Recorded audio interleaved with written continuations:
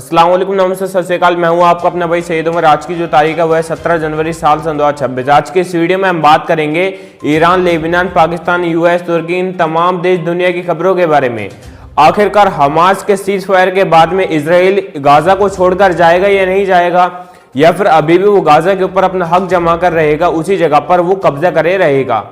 Gaza के अंदर इस वक्त में हमास की आर्मी पहुंच चुकी है। सेकंड फेज के बारे में क्या क्या जानकारी आ रही है, आज के इस वीडियो में हम उन सभी टॉपिक पर बात करने वाले हैं। और साथ ही आज के इस वीडियो में हम बात करेंगे पाकिस्तान और दुबई के बारे में। आखिरकार पाकिस्तान, दुबई, सऊदी अरब में इस वक्त में किस तरीके के हालात मौजूद हैं, पाकिस्तान और सऊदी अरब में इस वक्त में किस तरीके का हालात है, उनके बीच में जो डील होने वाली है वो किस तरीके की रहेगी, या फिर भारत देश के अंदर जो इस वक्त में राफेल को लेकर फ्रांस से डील हो रही थी उसके बारे में भी कुछ हम जानकारी आपको देंगे। तो सबसे पहले आप हमारे चैनल को सब्सक्राइब करके वीडियो को लाइक कर देना और एक प्यारा सा कमेंट करे बिना मत जाना। चलिए बिना देरी करे वीडियो को शुरू करते हैं। तो इस वक्त में जैसे कि मैंने आपको पहले वीडियो में बताया था, अमेरिका इस वक्त में ईरान के ऊपर हमला करने के तरीके सोच रहा था। इस वक्त में उसने अपनी फोर्स को तैयार करा, एयरफोर्स को तैयार करा, उसने तमाम अपने एयरक्राफ्टों को निकाला, लेकिन उसके बावजूद उसका सिला क्या निकला, उसे कहीं पर भी किसी भी तरीके का मौका नहीं दिया गया ईरान के ऊपर हमला करने का। भाई वो सोच रहे थे हम B-2B बॉम्बर के जरिए वहां पर हमला करेंगे, लेकिन ईरान ने जो है अपने एयर स्पेसों को बंद कर दिया।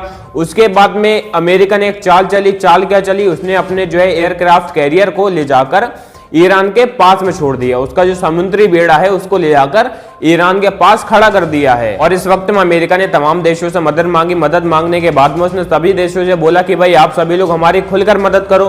भाई कतर से बोला, सऊदी अरब से बोला, दुबई से बोला, लेकिन कोई भी देश उनकी मदद करने के लिए तैयार नहीं है। आज मेरे समझ में नहीं आ रहा इन बेगैरतों के मन में किस तरीके की गैरत पैदा हो गई जो इन लोगों ने अमेरिका की मदद नहीं की। उसको साफ तौर पर कह दिया कि भाई हम आपकी मदद नहीं कर पाएंगे, आप जो चाहें जिस तरीके की हरकत करना चाहते हैं वो हरकत खुलेआम आप अपने तौर पर करिए, हम आपकी जरा सी मदद नहीं कर पाएंगे। और जब तमाम देशों ने ये बात अमेरिका के मुंह पर कह दी और कहने के बाद में अमेरिका ने ये सोचा यार अगर मैं जंग लड़ने के लिए जाता हूं तो 50-50 चांस है हमारे जीतने और हारने के। और इसके फौरन बाद चाइना ने जो है ईरान को अपना HQ-98 एयर डिफेंस सिस्टम दे दिया। उसके बाद में डोनाल्ड ट्रंप और ज्यादा घबरा गए। उसके बाद में एक और खबर हमारे सामने, ये सब न्यूज तो मैंने आपको पहले भी वीडियो में बता रखी थी, लेकिन इस वक्त में रशिया ने अपने कुछ cargo planes, 5-6 cargo planes Iran के अंदर भेज दिए हैं शिपमेंट के जरिए।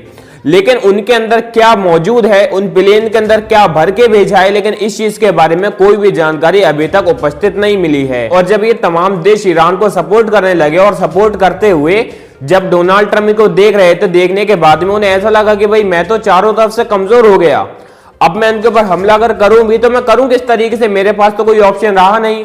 लेकिन मैं आपको एक बात बता दूं, उसके बावजूद डोनाल्ड ट्रंप ने इन्हें एक ट्वीट करके भेजा, एक मैसेज, एक संदेश इनको भेजते हैं। उसमें कहते हैं कि भाई हम आपके ऊपर हमला नहीं करेंगे, लेकिन जबकि ईरान ने इनसे किसी भी बात को नहीं बोला था, ना ही ईरान ने इनसे ये बोला था कि आप हमारे ऊपर हमला करो, ना ही उन्होंने ये बोला था कि भाई आप हमारे ऊपर हमला मत करो।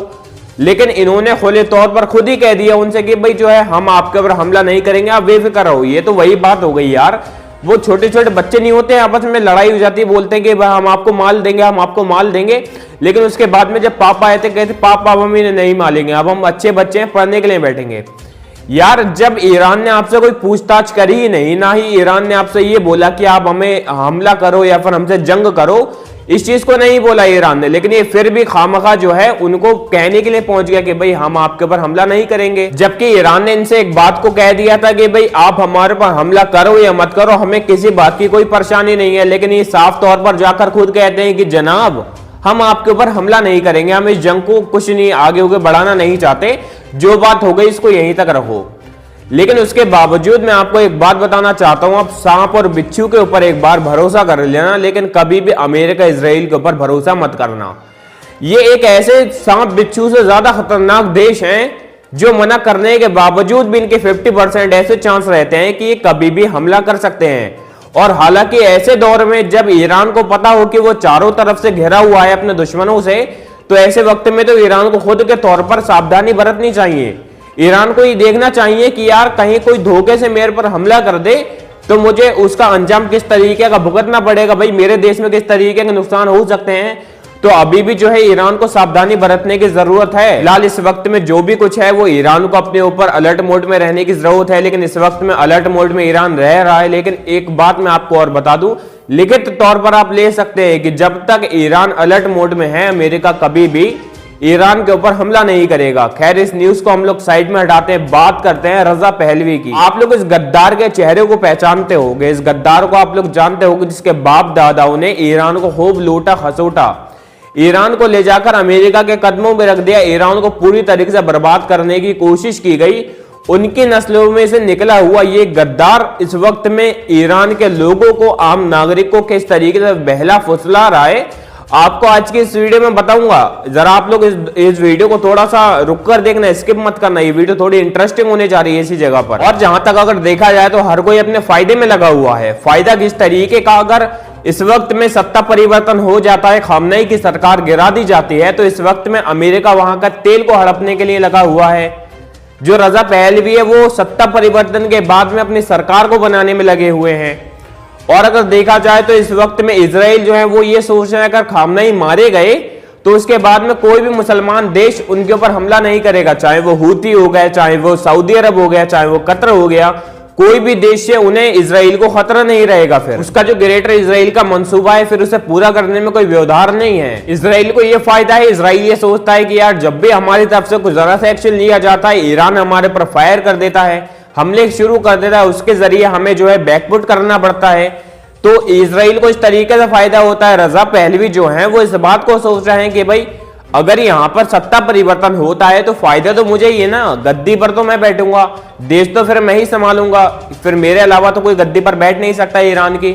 और उसके बाद में इसी वक्त में जो डोनाल्ड ट्रंप है वो बैकपुट कर लेते हैं, वो अपने आप को जो है निर्दोष साबित कर देते हैं, बोलते हैं कि भाई हम किसी के ऊपर हमला नहीं कर रहे, क्योंकि इस वक्त में उसे भी पता है कि वो हमला करने के काबिल है ही नहीं।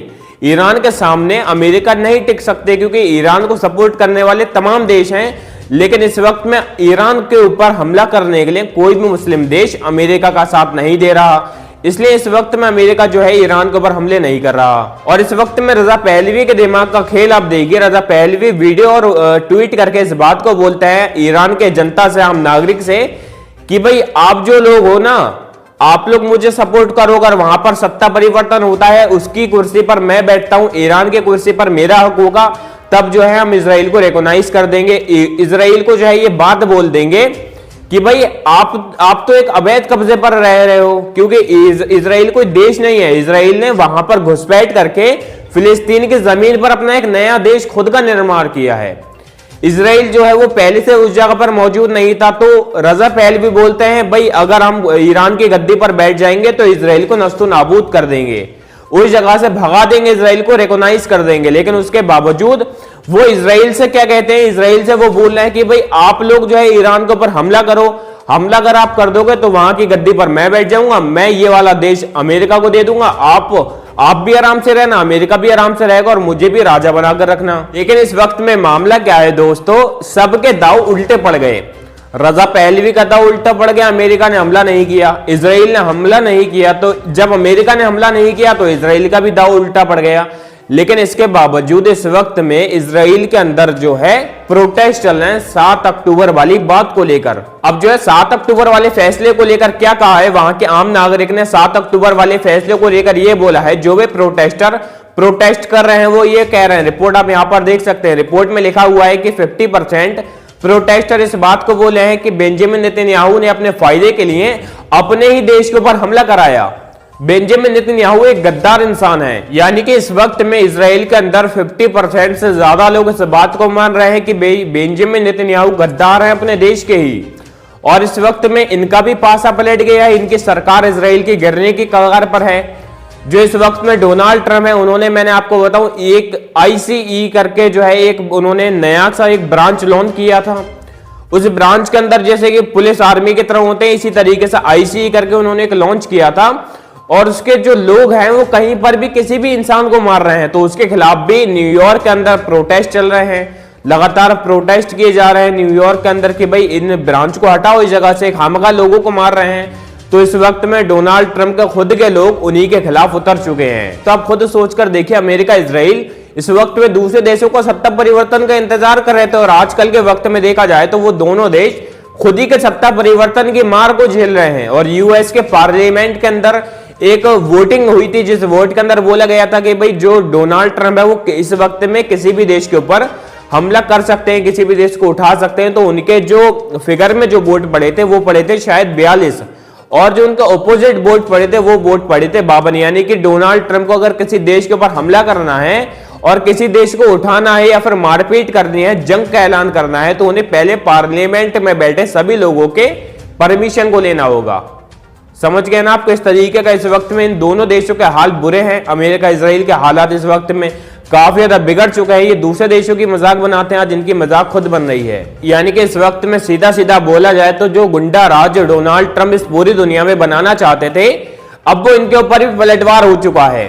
इस वक्त में अगर ये ईरान के ऊपर हमला करने की सोचते भी हैं, तब ये हमला नहीं कर पाएंगे बिना किसी की परमिशन के, और कोई परमिशन देगा नहीं, क्योंकि ज्यादातर लोग इनके अपोजिट में खड़े हैं, कोई भी इनके फिगर में खड़ा नहीं हुआ है। इसलिए इस वक्त में कहीं ना कहीं सीधी बात तो यह है कि किसी देश के ऊपर अब हमला करने लायक नहीं रहे। और जो इनका एक करीबी संगठन जो नाटो था, वो इस वक्त में इन्हें आके दिखा रहे हैं, क्योंकि इनके बड़े बोल की वजह से नाटो भी इनसे नाराज है और वो भी इनसे दूर जा रहे हैं। उनको अलग कर दिया है कि भाई अगर तुम बड़े बोल बोलते हो, तुम्हारे अंदर अकड़ भर चुकी है, तो तुम अलग रहो, तुम अपना खुद ही सहारा बन सकते हो। क्योंकि इस वक्त में सीधी सी बात यह है कि अमेरिका को कोई भी देश खुलकर सपोर्ट नहीं कर रहा, और ईरान के सपोर्ट में काफी देश खड़े हैं। भाई इस वक्त में चाइना खड़ा है, रशिया खड़ा है, और इसी तरीके के काफी मुसलमान, सिर्फ दुबई देश को छोड़कर और जितने भी मुस्लिम देश हैं वो सभी लोग इस वक्त में ईरान के हित में खड़े हैं।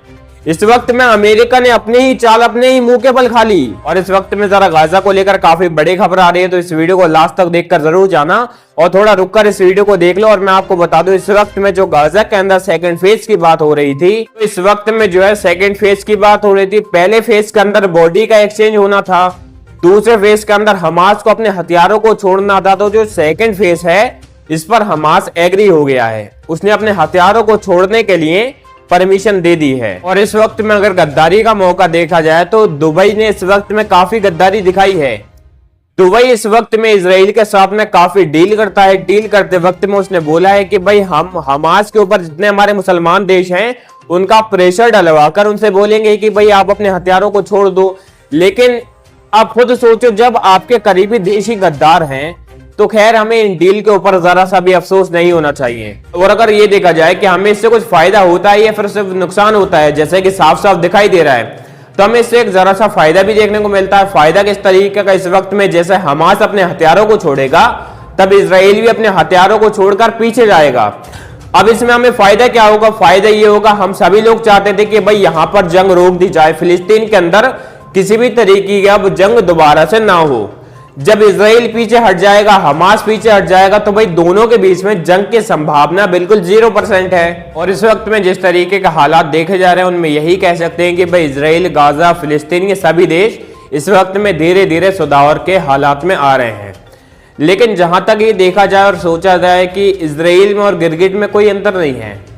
इजराइल कभी भी रंग बदल के जो है हमला कर सकता है, दोबारा से फिलिस्तीन के हालातों को बुरा कर सकता है। तो इस बात के ऊपर हम ज्यादा खुशी नहीं मनाएंगे। लेकिन जिस तरीके के हालात दूसरे देशों की गवर्नमेंट की तरफ से आते हैं, हम पूरी तरीके से आपको बताने की कोशिश करते हैं। खैर इस न्यूज को हम लोग साइड में हटाते हैं, बात करते हैं ईरान की। ईरान की करेंसी को लेकर इस वक्त में काफी ज्यादा कोशिश की गई उसकी करेंसी को गिराने की, उसकी करेंसी को बर्बाद तबाह करने की, लेकिन कोई भी देश इस वक्त में उसकी करेंसी को ज्यादा नहीं गिरा पाया। गिरा दिया है, अमेरिका ने इतने प्रतिबंध लगा दिए हैं कि उसकी करेंसी अपने आप गिरती चली जाती है। अमेरिका ने इतने प्रतिबंध लगाने के बावजूद जो वहां की करेंसी है वो एकदम जीरो हो चुकी है। देखा जाए तो तमाम देश ऐसे हैं जहां पर ईरान की करेंसी की वैल्यू बिल्कुल जीरो हो चुकी है। मैंने आपको पहले वीडियो में बताया था, यूरोप के अंदर भी जो हमारी इसकी ईरान की करेंसी है वो उसकी वैल्यू जीरो हो चुकी है। तो इस वक्त में अभी मैं आपको एक और न्यूज बताना चाहता हूं, $2 बिलियन की समथिंग एक डील हुई है। 10 कंपनियों ने, 10 प्राइवेट कंपनी ने ईरान के साथ में तेल और गैस की डील को रजिस्टर किया है। आप स्क्रीन पर देख सकते हैं $2 बिलियन की डील इस वक्त में ईरान के साथ में 20 कंपनी ने की है। ये 20 कंपनी प्राइवेट कंपनियां अलग अलग देश की, अलग अलग ठिकानों की हैं, और इन कंपनियों ने इस वक्त में ईरान के साथ में अपने डील को बुक कर दिया है। इस वक्त में जहां तक देखा जाए, डोनाल्ड ट्रंप ये सोच रहे थे कि मैंने इसकी करेंसी को, ईरान की करेंसी को इतना गिरा दिया है कि कोई कुत्ता भी इनकी जगह पर मुंह नहीं मारेगा। लेकिन 20 बड़ी बड़ी कंपनियों ने ईरान के साथ में तेल और गैस की डील की है। 2 खरब डॉलर कोई आम रकम नहीं होती है, बहुत मोटी रकम होती है। और इसी चीज से खिसिया कर डोनाल्ड ट्रंप ने वेनेजुएला के सभी जहाजों को सीज कर दिया है। वीडियो देखिए आप।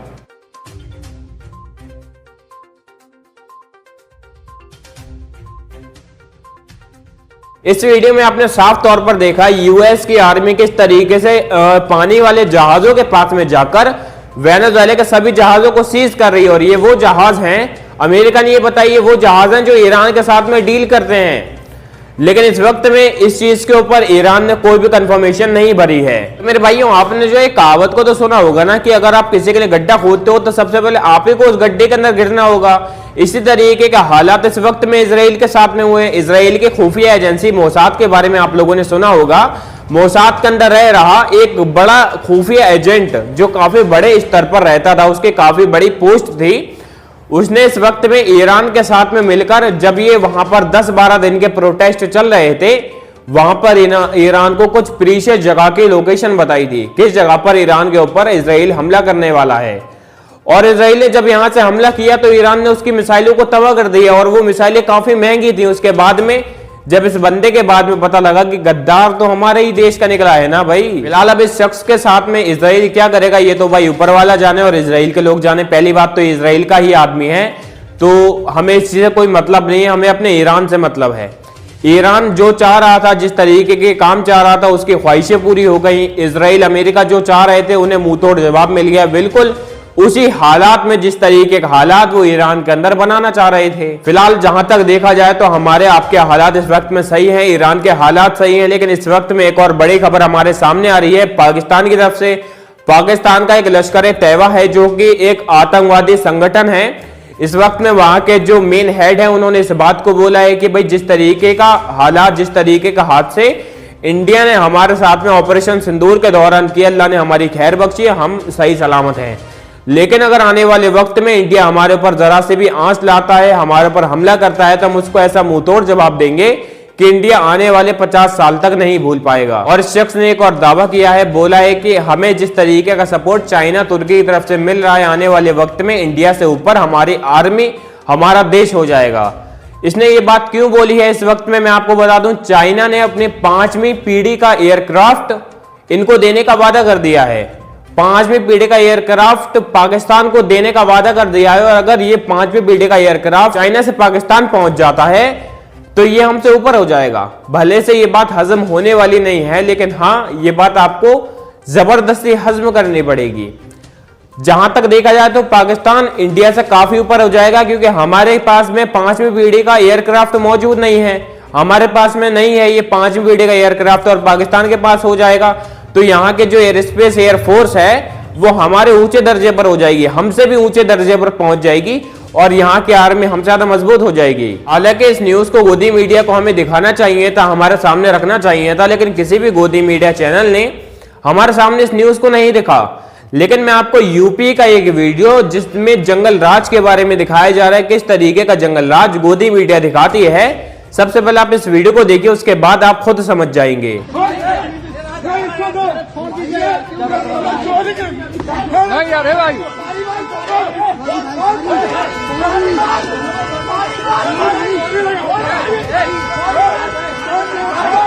भाई यार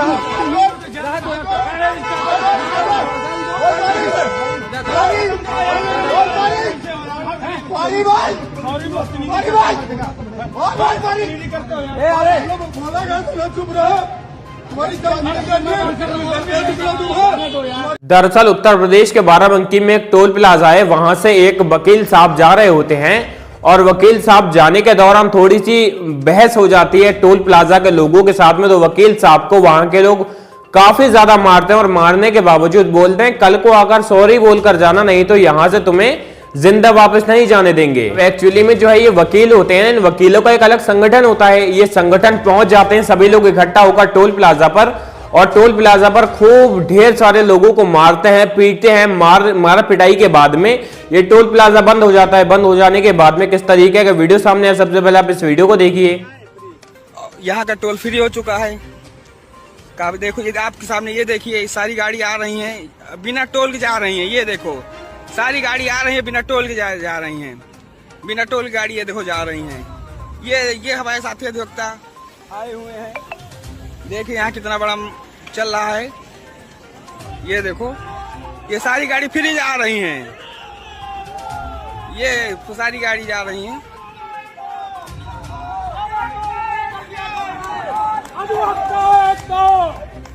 और मैं आपको एक सच्चाई से रूबरू कराना चाहता हूं, हमारे इंडिया के जितने भी 90% टोल प्लाजा हैं, वो टोल प्लाजा के लोग एकदम बदतमीज जाहिल हैं। अगर विधायक जी की गाड़ी है बैरिकेड उठ जाएगा, लेकिन अगर कोई आम नागरिक 10-10 मिनट खड़ा रहता है और जाम लगा रहता है, लेकिन सरकार का रूल है 52 सेकंड तक अगर आप खड़े रहते हैं तब जो है आपके लिए ये टोल फ्री रहना चाहिए। लेकिन इसके बावजूद 10-10 मिनट लोग खड़े रहते हैं, लेकिन टोल अगर फ्री करने को बोलो, बैरिकेड खोलने को बोलो तो कोई बंदा भाई खोलता ही नहीं है।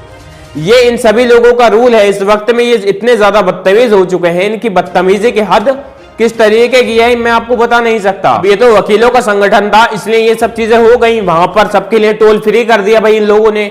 लेकिन आप खुद सोचो, अगर इस जगह पर कोई आम नागरिक होता तो वो इतना सब कुछ नहीं कर पाता। ये सब लोग कोर्ट में जाकर इनके ऊपर केस भी कर सकते हैं, लेकिन हम और आप नहीं कर सकते। लेकिन हमारे और आपके साथ में इस तरीके की बदतमीजी की जाती है। लेकिन इन सभी चीजों को, इन सभी न्यूज के बारे में कोई भी गोदी मीडिया चैनल आपको जरा सा भी नहीं दिखाएगा, नहीं बताएगा, क्योंकि इन सब लोगों को अपने न्यूज रिपोर्टिंग से फुर्सत नहीं मिल पाती है। हाँ भाई आपका नाम क्या है? शाकिर मौलाना। हाँ भाई आपने बदतमीजी कर दी। आपका नाम क्या है भाई? पंडित हो भाई मैं। अच्छा कोई बात नहीं, आपसे हमारा काम नहीं है। इन सभी लोगों को इस रिपोर्टिंग से अगर टाइम मिल जाए तो शायद ये इन सभी अपने देश के बारे में, सुधार करने के बारे में जरा सी बातचीत करें। फिलहाल आज के इस वीडियो को मैं यहीं पर एंड करता हूं। आप लोगों को ये वीडियो कैसी लगी मुझे कमेंट करके जरूर बताना। चलिए फिर मिलूंगा। जय हिंद, जय भारत।